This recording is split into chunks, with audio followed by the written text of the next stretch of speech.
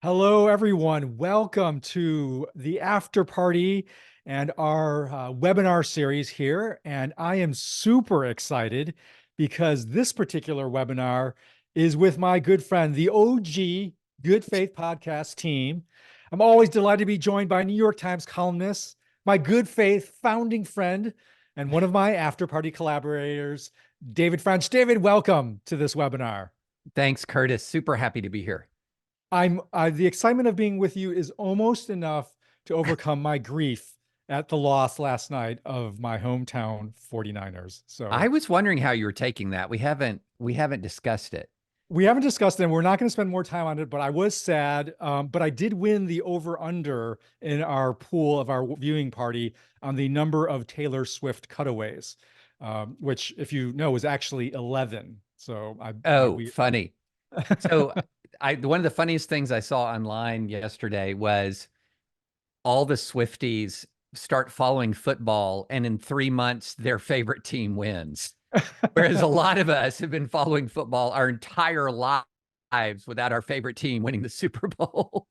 So that's it's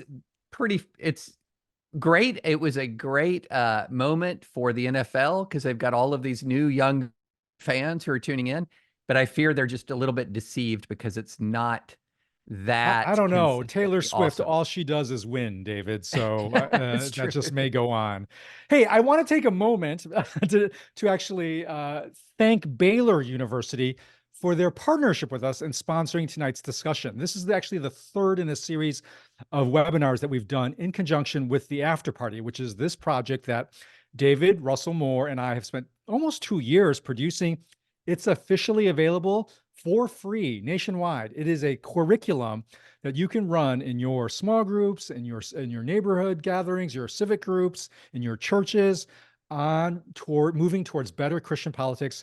Go to after-party.org. You see the logo right up there, after-party.org, and check it out at any point. And this is what we're doing, David. And this is in some ways the reason we launched the After Party project has to do with the topic for today, because the topic for today is how did we get into such toxic polarization? And one of the reasons is actually because of our media, and our media practices that has enabled us to get into such self-sorting communities, little echo chambers, and partisan media. And David, gosh, I feel like when we've launched the After Party, I've tasted even more sort of all of these media dynamics coming our way in terms of criticisms.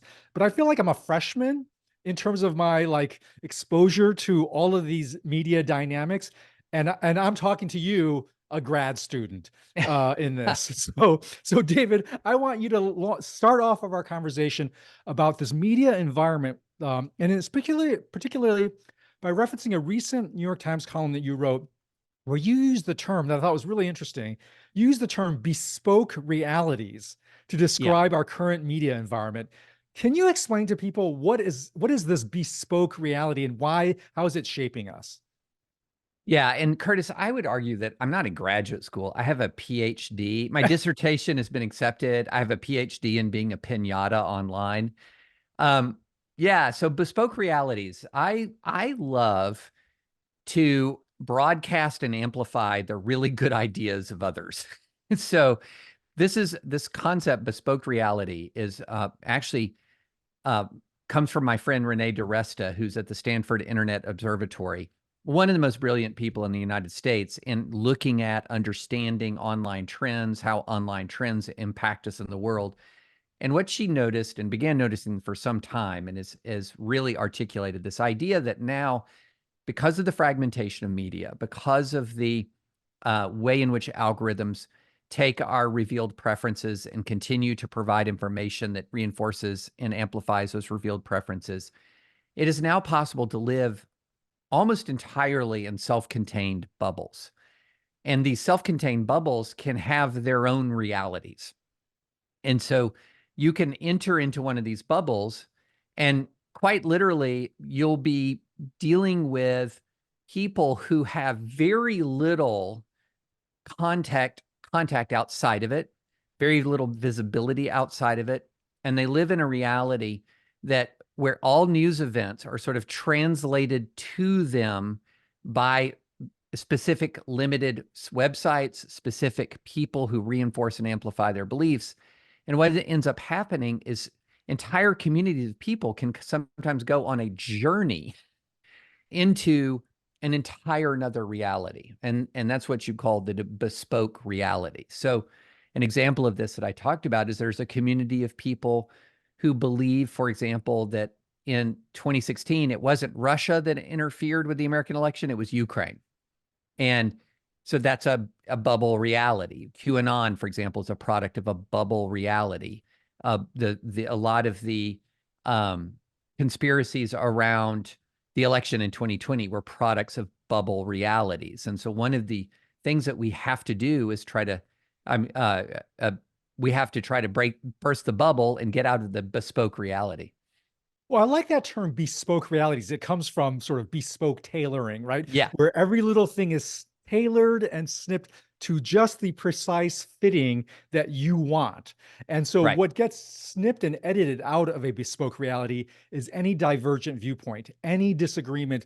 And so that everybody who's living in that bespoke reality all like they're wearing the same intellectual ideological clothes, right? That have Yes. been perfectly tailored for them and it's completely uniform. So make the connection. If you come to inhabit a bespoke reality, what does it do to you? Why is that a dangerous place to be in? It can so completely distort your view of the world and of others. So if you were living in this, let's just take the Ukraine interfered in the election outcome, the Ukraine interfered in the election idea. It's going to turn so much of your view of geopolitics, of the American election, of the media, of the public. It's going to turn it and flip it in weird ways. It's going to turn everything upside down.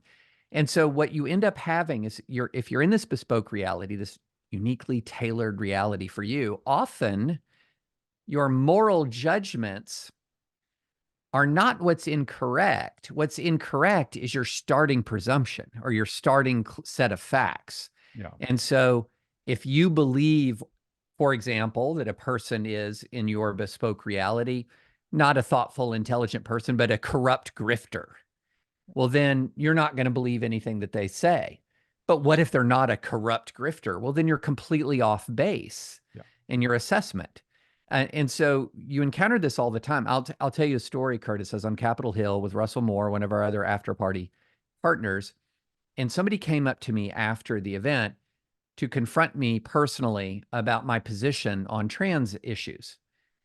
And I've been around the block. As I said, I have a PhD in being a piñata.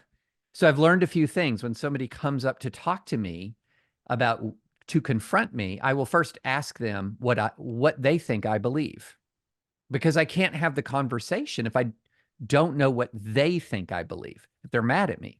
So I said, what is it that I believe on trans issues first? And she said, well, fair question. And she told me something that was 180 degrees from the truth, like just completely false. And so I said, first, I have some good news for you. That's not what I believe at all. Right. The second is, where did you get this? Because you couldn't have gotten it if you'd read what I wrote. And she said, well, people she follows on Twitter, they had constructed a bespoke reality about me in this particular regard. And if you were her and you believed it, then a lot of her conclusions about my problems and my, where I was getting things wrong would have been correct. But she was operating under a completely false set of assertions. And so the bespoke reality was just 180 degrees removed from the truth.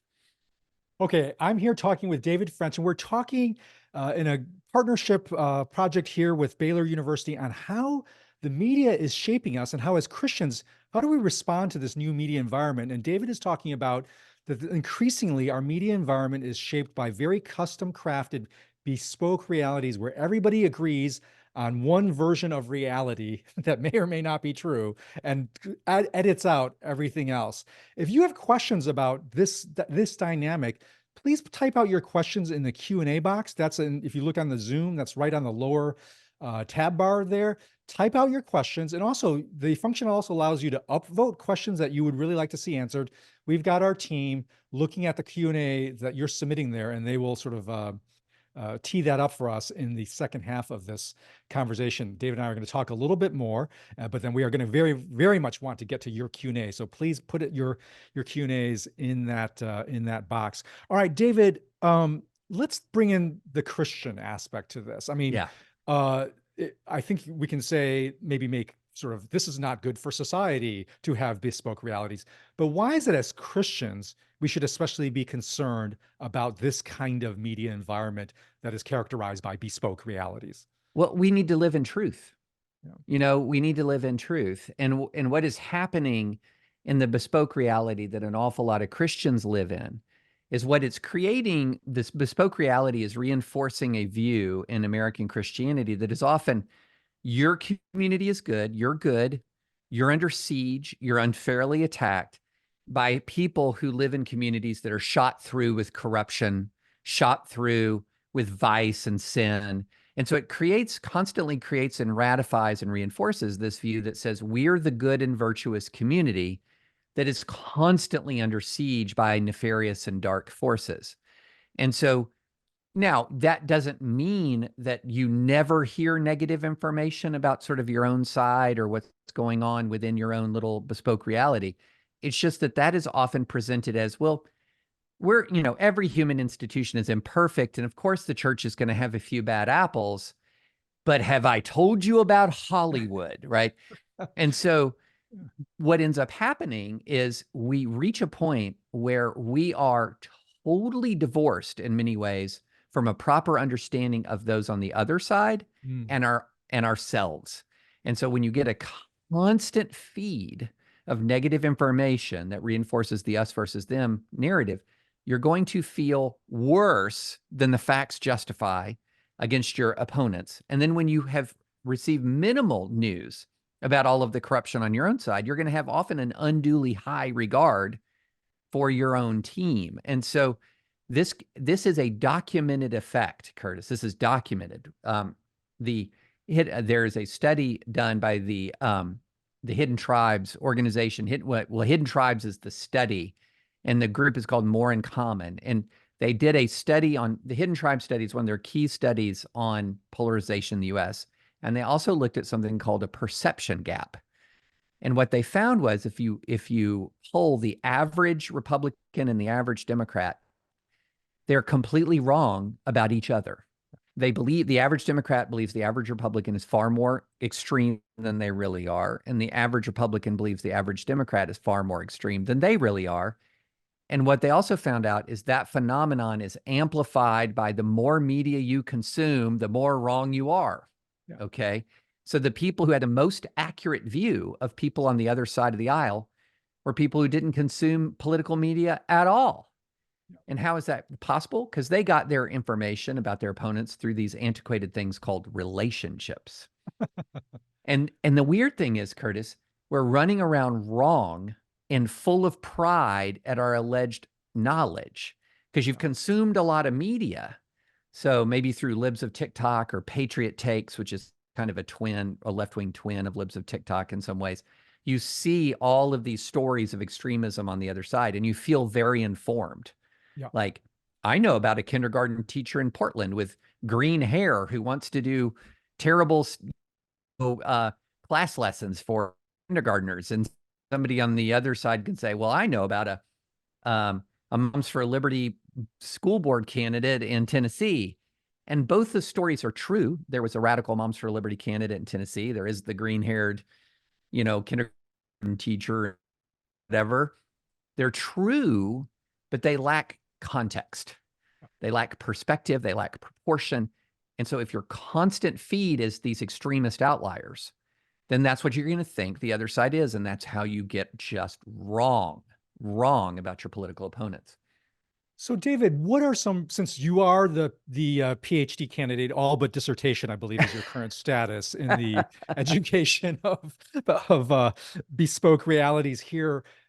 For those of us who are newer to this, teach us how, as a Christian, ought we navigate this media environment?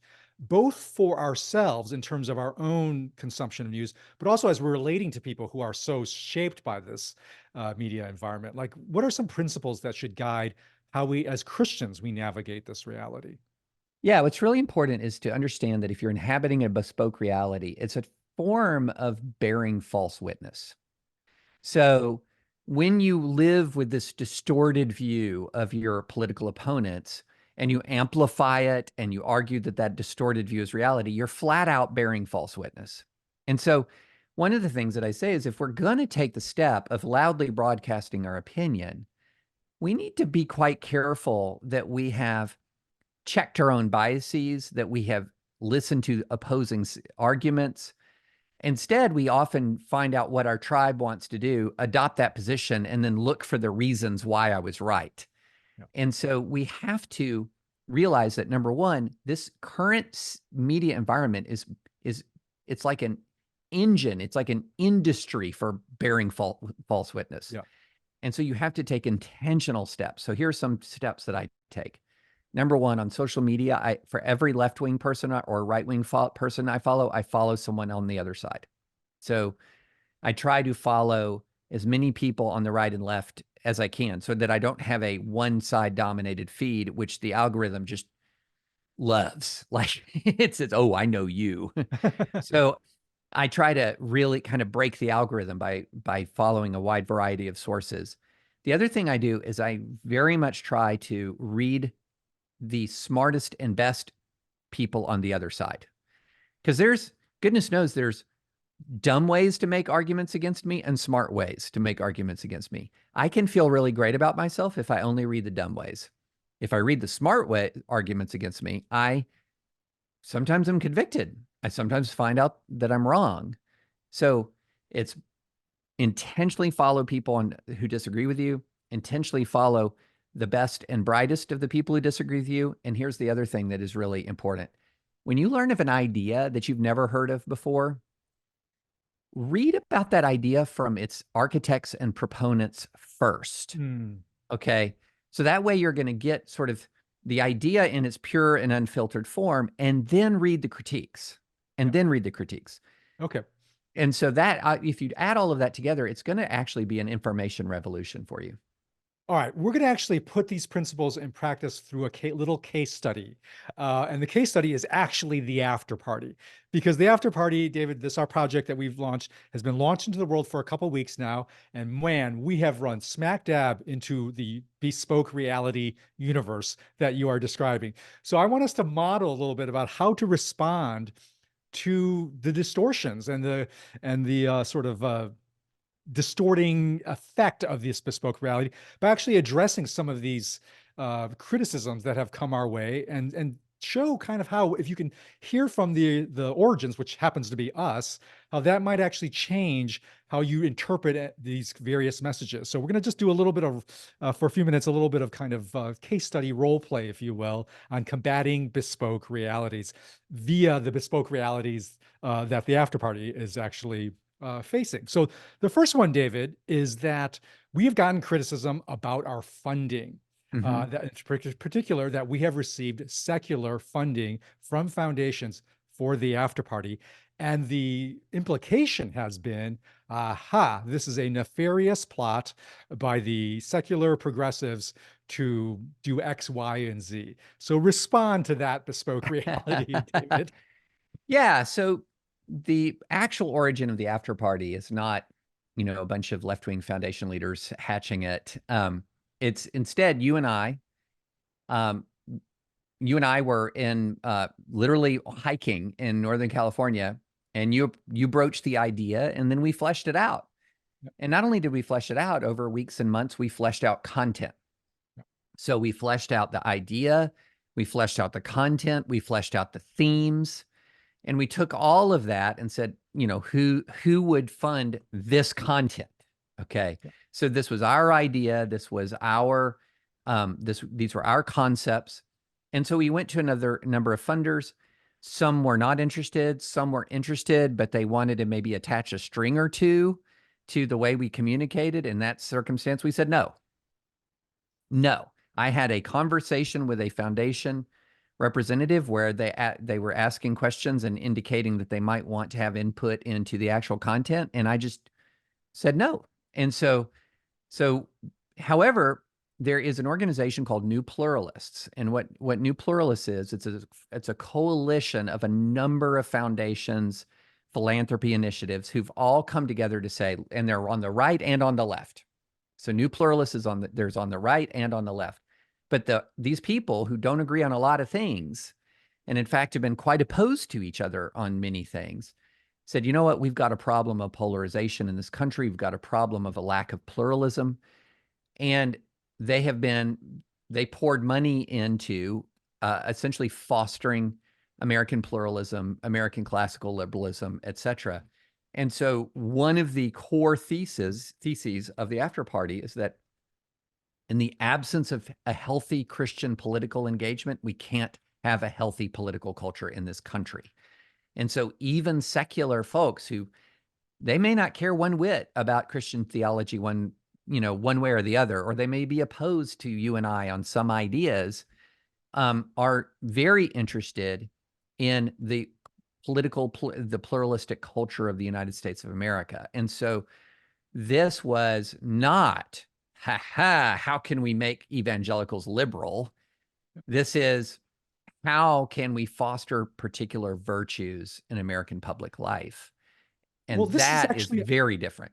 well, I actually think our funding model is actually important to understand because it actually connects with this bespoke reality theme, right? Because the whole concept of bespoke reality is you only can be with people you agree with on everything. That's the whole Right, concept of exactly. bespoke reality is only gather, only work with, only interact with Only people who you trust. agree Yeah. completely down the line, right? So what we are doing in the After Party is saying no to that. We are saying you have to be able to work with, converse with, relate to people who you may have disagreements with on some things, but you can still find a common ground. That is Yes. core to the After Party. So our funding model is actually true to that very message because with these funders, we agree on the common ground of the need for a healthier Christian politics, but we do not agree with them on everything at all, right? Here's a And good that's way to put important it. to underline. Well, look at it this way. We'll accept funding from people who agree with us on our project. We Yeah, will not agree with them to get funding. absolutely. Yeah, So that's that's the absolutely. difference. That's the Yeah, difference. So we have a project for which there is shared interest, and if yeah, someone agrees with us, we're not going to kick them to the curb, but we're also not going to go agree with them on everything to get their money. yeah. And that's just a think of it like that.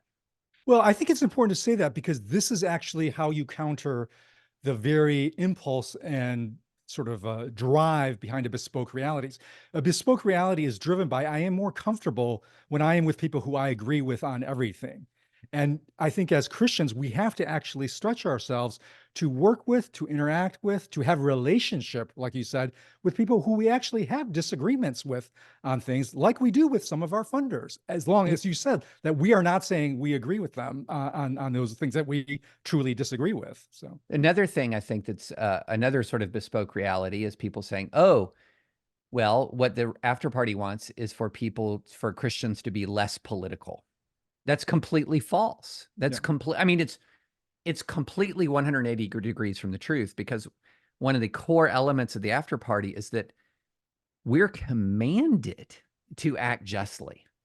Like, we can't be sort of pietistic and leave politics and sort of say, all of the injustices in the world, you guys work it out. Like, you guys, you secular folks, work that out in the political sphere. We're doing our own thing.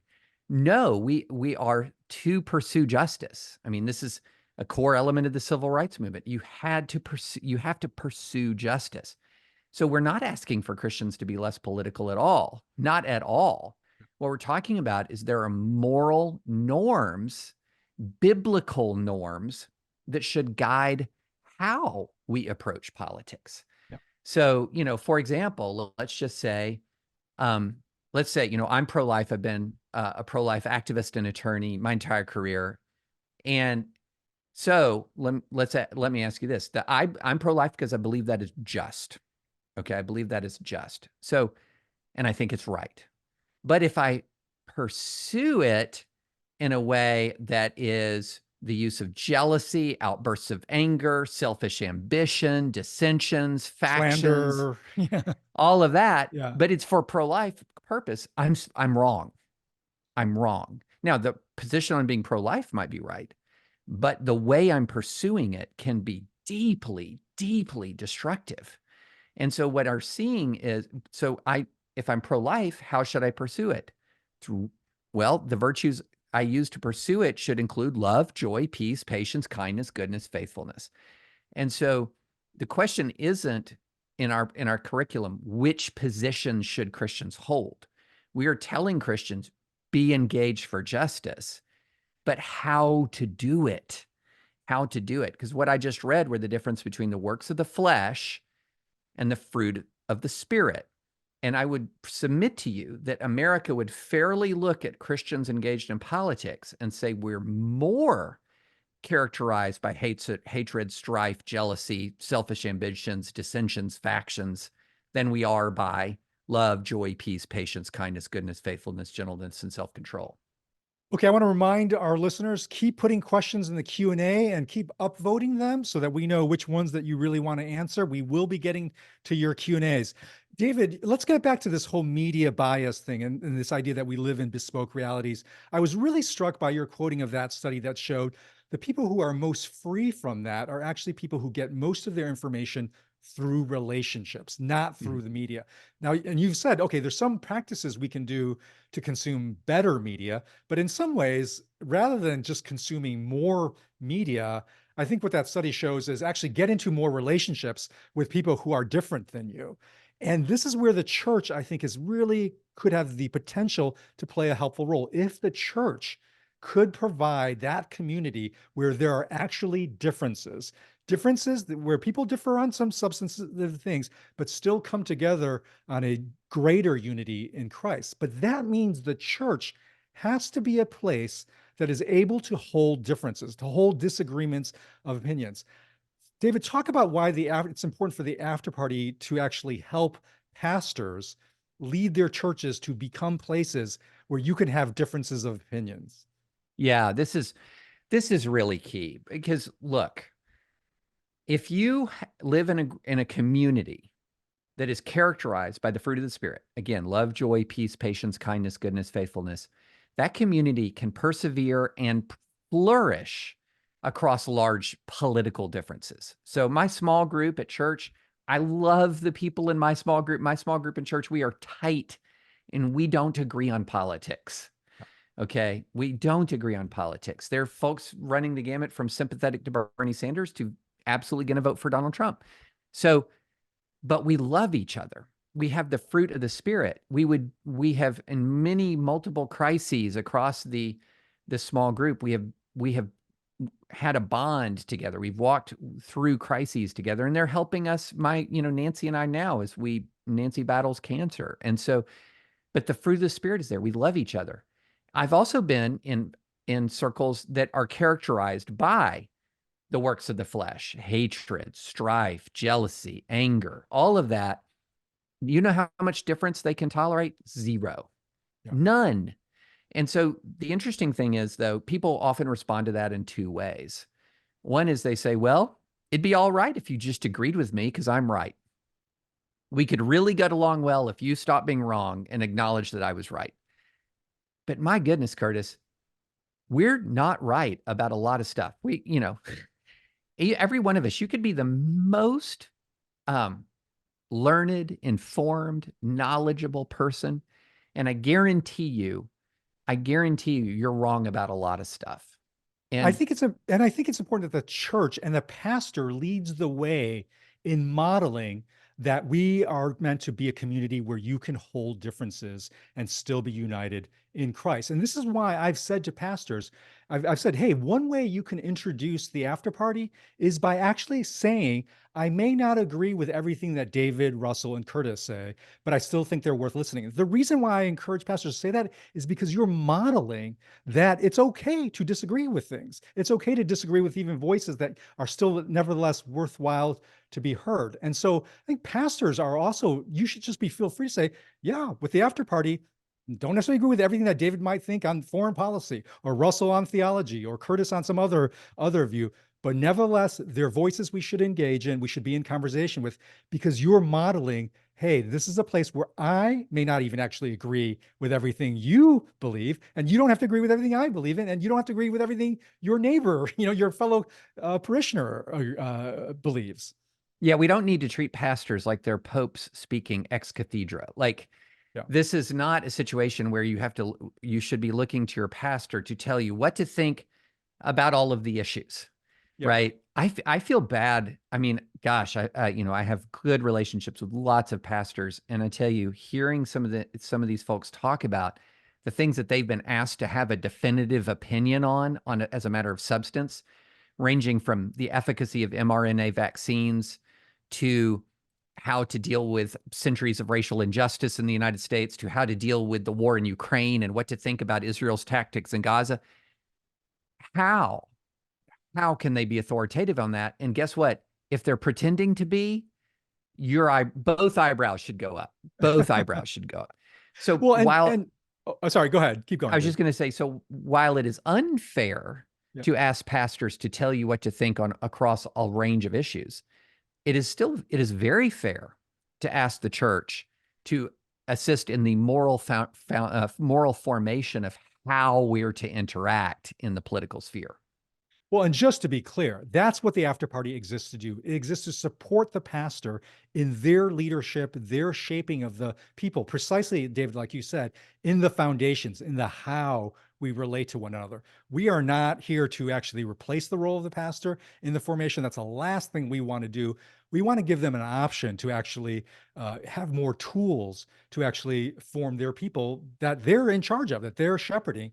And I would say one of the ways that we're trying to do that is by actually giving them a chance to offload the conversation from resting so heavily on the Sunday morning sermon in a one-way communication from the pastor up front. I've often used this phrase in the past, and it's often can be misunderstood, but I think pastors have a bullseye on them. If they go up on Sunday morning and start preaching about politics, somebody is going to disagree with them. Somebody is going to be mad at them. And because that Sunday morning sermon, maybe there are some pastors who they think they can pull that off and they have the congregation that they can actually teach substantively politics. More power to them. You should go ahead and do that.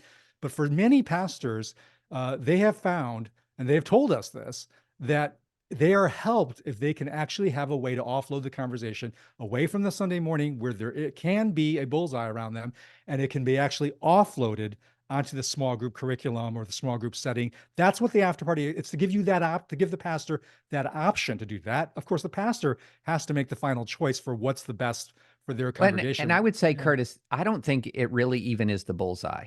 Yeah. It's one of the core things about the after party is a conversation. Yeah. It's a dialogue. Like it's a back and forth with people. It's the Sunday morning sermon, because the pastors, I mean, every pastor I know has a bullseye on them no matter what. Like you know, they, they could have a sermon that says puppies are good, and then they're going to get 7 letters saying, "Why are you worshiping puppies? It's idolatry." I mean, so it isn't even super the bullseye. It really is. This is really hard stuff Totally. that is worth having difficult conversations about in trusted settings. Right. And a sermon is phenomenal. A sermon is necessary. It is not the complete answer.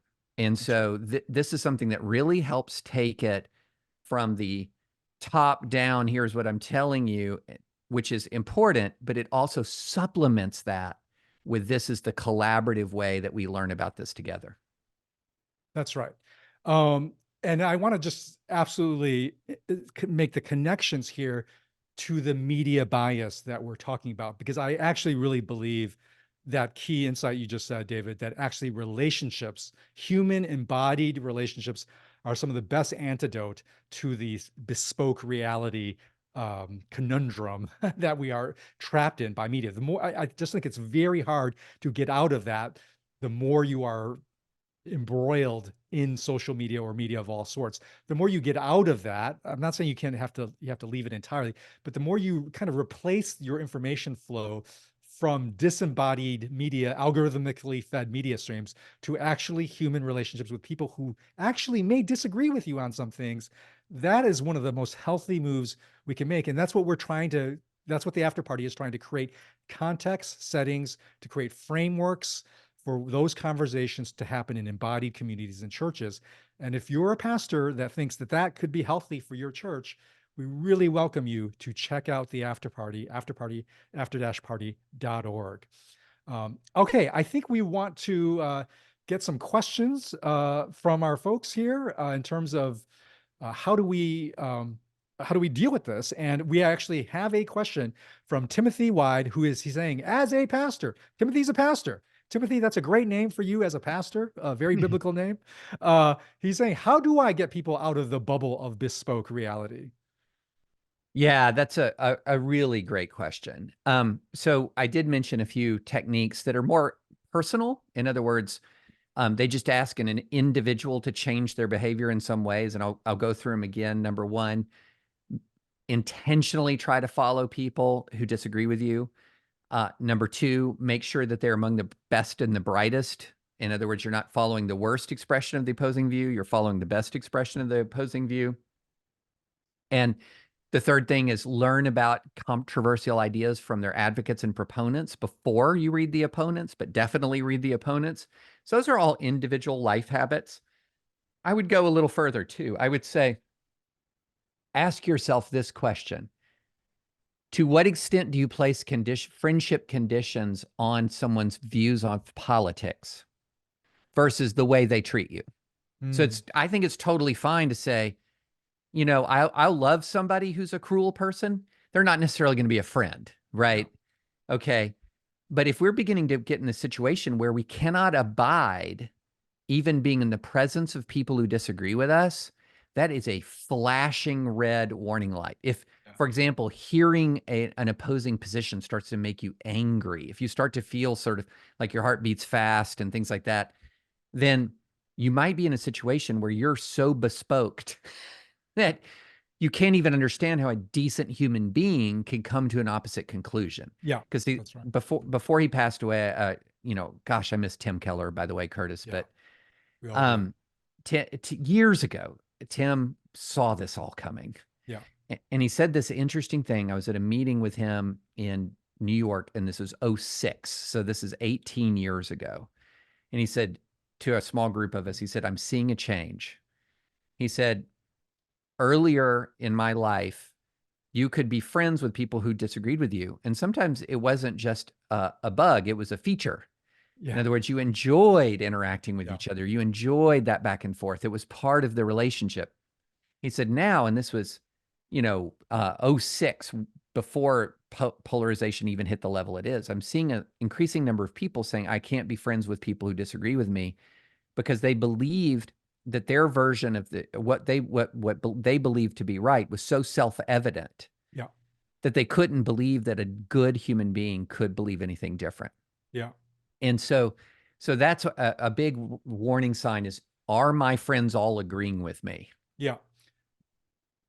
I think this is super helpful. I think if you want to yourself guard against being in a bespoke reality or create in your congregation, try to foster relationships across difference. Find somebody who has the fruit of the spirit, but thinks differently than you on politics. It may be hard to find that person, but look for that and build that relationship. Okay, one other thing. Yeah. We have a question from the Christie, and I know we're not supposed to, it's like they're linked, but I wanted to get to one thing specific where they said, I have the question from Chrissy Stats, our friend Chrissy Stats. Shout out to her. Go ahead, David. I have friends who live in bespoke realities, some who've become quite radicalized to things that are not true. How do we get them out? Yeah. So it is very difficult to get them out from a distance, because she says, particularly if we don't live in the same place by large distances. That is the most difficult challenge, Christy. And I'm just going to tell you honestly, I don't have a great answer. I have a much better answer when someone is close. Because one of the things you see when someone's fully in a bespoke reality, it's not just that they have a set of beliefs, they have a community that is connected to that bespoke reality. And so if you're trying to sort of fact check them from a distance, sort of teach them from a distance, you have to realize that what is happening is they perceive it as you're almost attacking their community as well.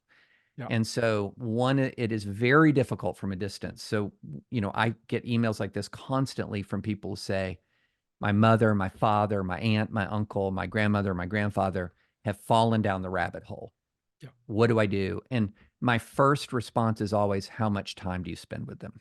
Yeah. Because you can't replace an idea, a purpose, and a community with nothing. Yeah. So I want to ask a question from Scott. He asked, what are safeguards for making sure my own view of reality doesn't become bespoke? And I think we've said, well, certainly there's relational steps you can take to relate to people who are different than you and be in a community. Hopefully that's been cultivated with some difference allowed, where you do not have to agree with everybody to be in that community. That's one thing. But then nevertheless, we still may want to and maybe need to consume media sources. So this gets to a question that Paul asked. Okay, let's assume we still have to consume media.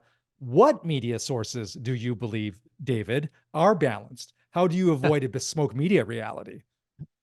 It's, I mean, I'm going to say that if you're looking sort of for the platonic form of the balanced media source, you're not going to find it. Yeah, You're just not going to find it. So what I would say is you have to have an intentional and thoughtful variety of sources that is consistent with sort of a balanced life.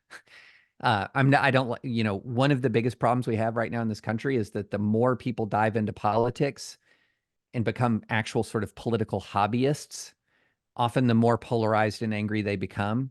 So I mm, think we do need to make sure that politics is in its proper position in our lives, for one thing. So what I'm going to tell you has to be consistent with politics occupying the proper place. And so, look, I'm as far as like raw reporting goes, the just the ability to sort of tell you what's happening in Ukraine or what's happening in India or at the border or you name it. An institution, the New York Times and the Wall Street Journal, for example, and the Washington Post on raw news have resources that virtually no one else has. And it's hard to match. It's hard to replicate that. When it comes to opinion sources, this is where you have to be really thoughtful and find individual voices, not outlets, but individual voices that you trust, that have demonstrated integrity, demonstrated care and concern in their work, and an understanding of their opponents. And those are individuals. So, I'm a lifelong conservative. I have read thoughtful progressives for years and years and years. My now colleague Ezra Klein, I followed him forever. Matthew Iglesias, followed him forever. My colleague Michelle Goldberg, Jamel Bowie. I mean, I can go down the list of thoughtful colleagues, and Adam Serwer at The Atlantic. I can go through of thoughtful people, for example, and I disagree with them on a lot of stuff, but they've challenged me in many ways. And so, there are people listen to that and say, well, Ezra Klein's wrong about this, or Adam Serwer's wrong about this. That's not the point. yeah. The point is to hear from thoughtful people. And guess what? Maybe they're not wrong. Maybe you are. And just to hold that open as a possibility. David, you got a very personal question from a fan. I think it's a fan from Hannah, who's Okay. asking just for you personally, like you've changed kind of, if you're in a bubble, you've changed a little bit of your bubbles. Like you're moved from the conservative dispatch, center right, to New York Times, that's center left, or whatever, wherever you want to place these things. But just how has that affected you personally in terms of your own immediate circle? Yeah, it's interesting. Speaking of bubbles, I think the never Trump evangelical conservative is like the smallest bubble of all. That's like the smallest community that exists. Yeah. Yeah. But I think that it's a very good question. And I think what you have to do is you have to understand that anytime you move from one community to another, you're going the sort of, I don't know anything about music, so I hope this makes sense and I'm not screwing it up. You have to realize that what's the major chord and what's the minor chord will sometimes flip, right? Yeah. And you have to be aware of that.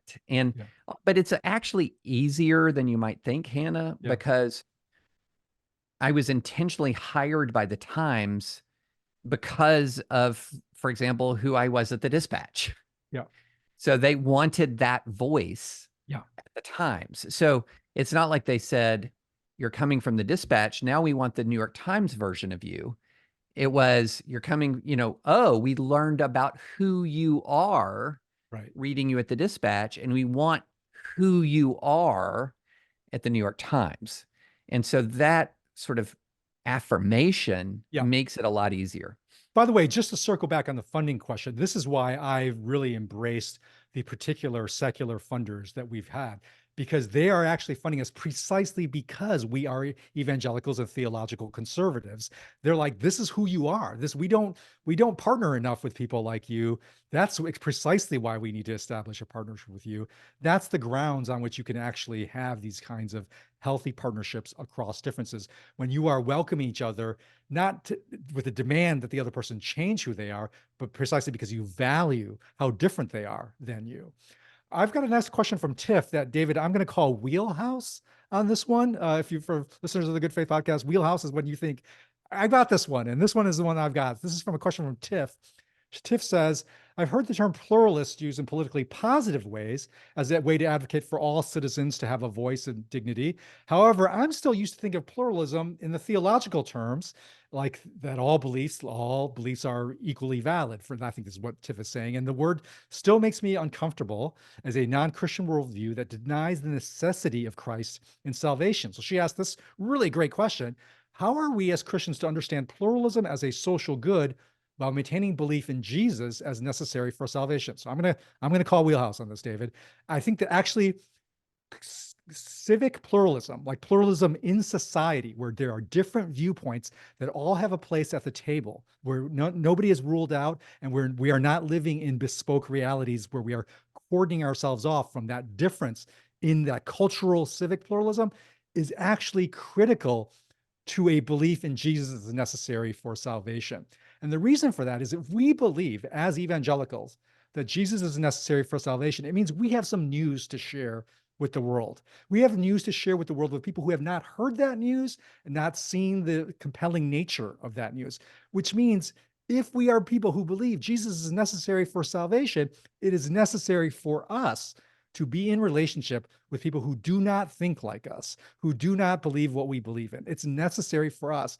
So that's why a theological orthodoxy that believes in Jesus as necessary for salvation makes it necessary for us to engage in a pluralistic society, because that's how we're going to actually have people to tell and share with the good news, not in a forceful way, not in a respectful way, in a way that invites them to consider the claims of the gospel. Well, also, I would say, let's just get simple.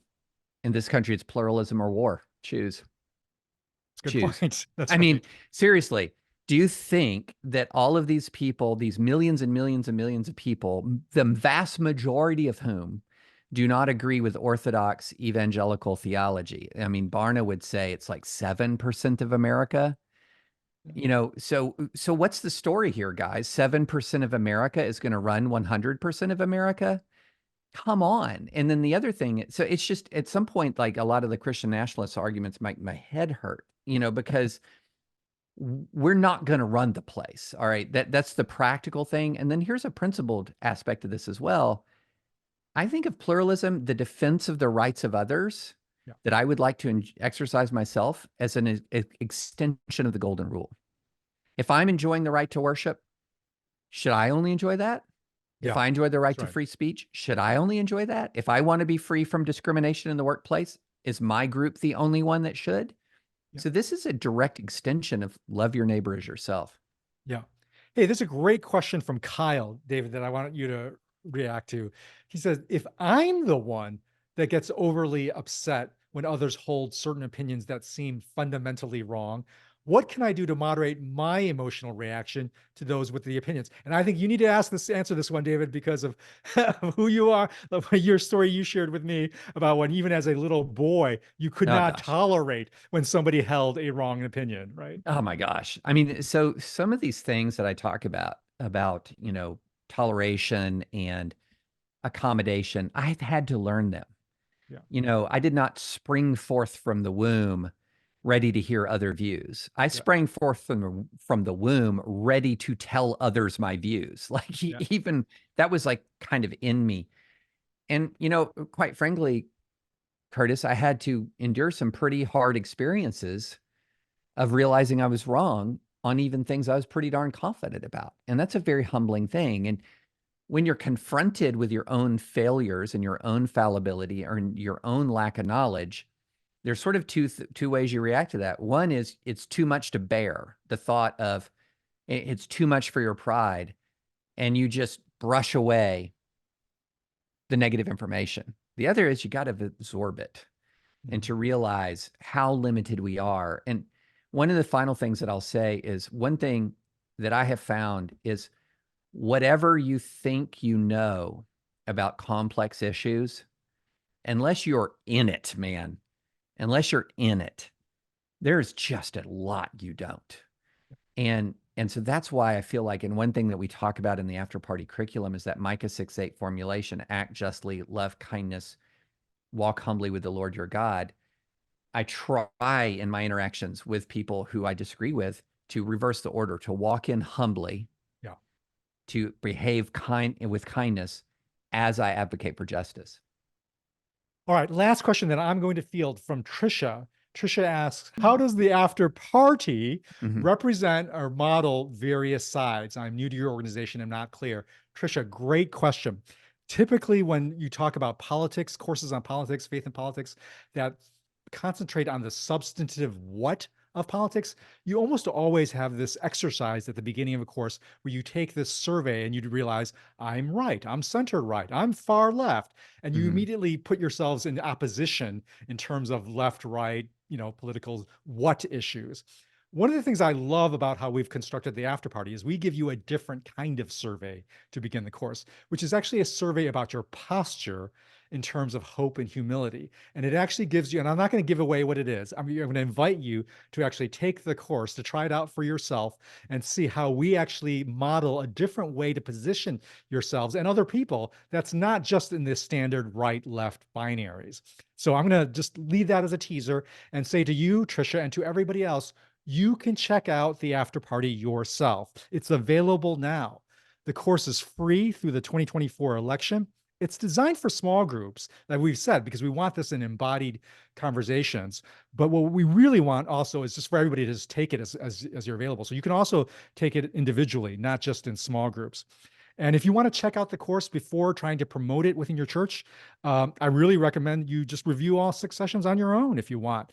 Be on the lookout for a link to a 10-minute overview in the email that you're going to receive as a follow-up to this. You'll get a link where you can just get a 10-minute snippet, and that could be your next decision. Like, hey, do I actually want to check out the course more fully on myself? And then from there, you can say, maybe I want to invite some people to take this with me. If you're a pastor and you're not sure, I really recommend you follow this pathway. Watch the 10-minute video, then we'll also, take the course yourself. And then if you think, hey, this may be actually good after you've checked it out yourself, then invite maybe 8 or 10 people in your church that are kind of in your inner circle, maybe your board of elders or your other leaders or your staff, and go through the course with them together before you sort of, try to disseminate more broadly in the course. So go to after-party.org. Please, again, remember to follow us on social. It's one of the best ways you can share what we're doing with people in your own networks on after-party.org. Those are our socials right there. You could on all of our various different platforms. And then finally, we have one more remaining webinar with Russell Moore, the third of our trio here, on March 8th. So please check that out. And then, David, super exciting, April 19th, After Party goes live. You want to tell them a little bit about that event? On April 19th. Yeah. Why don't you tell them about that event, Curtis? Because you know me. I know about what the events I'm doing in the next 4 days. The April 19th is the event that David, Russell, and myself are all going to be together in person in DC, where we're going to actually on live teach people some of the content from the after party. And then we have an evening event on April 19th that is super special. It's going to be a concert event where we are going to be unveiling the after party worship songs, songs for the after party. So the after party is the course that you all have immediate access to. It's also a book that's coming out in April, right around that we're also going to be celebrating on that April 19th event. And we have a super exciting set of songs that we're also going to share in that concert event on the evening of April 19th. So book that event. If you're living in DC or nearby or want to travel and come see us in person, please book that date, and you'll just sign up on our email list and you'll get more information about that April 19th event. I'm glad David. to learn more about that. So one question I saw that I'm gonna just take the bull by the horns and answer real fast. Go for it. So there was a question about, there was a podcast that talked about, how much had we partnered with Trump supporters to create the content. We partnered with people on the right and left side of the aisle. We were not asking, are you a Biden voter or are you a Trump voter? That's not how we did it. But we did not partner with people who were on both sides of the fruit of the spirit question. So we were not partnering with people who said, no, actually, I think the works of the flesh approach, the factions, dissension, envy, anger is the preferable way. We partnered with people who were advocating justice with kindness and humility, justice advanced through the fruit of the spirit on both sides of the political aisle. We did not ask about voting. That is not how we asked. We have both sides of the political aisle. We have both sides of the ideological divide in this country who united around the fruit of the spirit. All right, everyone. Thank you so much for joining us on this webinar. Please, again, check out for yourself the after party on after-party.org. And also share more about this opportunity, this resource on social. We have, again, all of our various hashtags available for you. We'll also get those out in our email for you to actually promote on Instagram, Facebook, and Threads. Thank you so much for spending an evening with us, and we look forward to our next conversation with you when we once again gather around the campfire.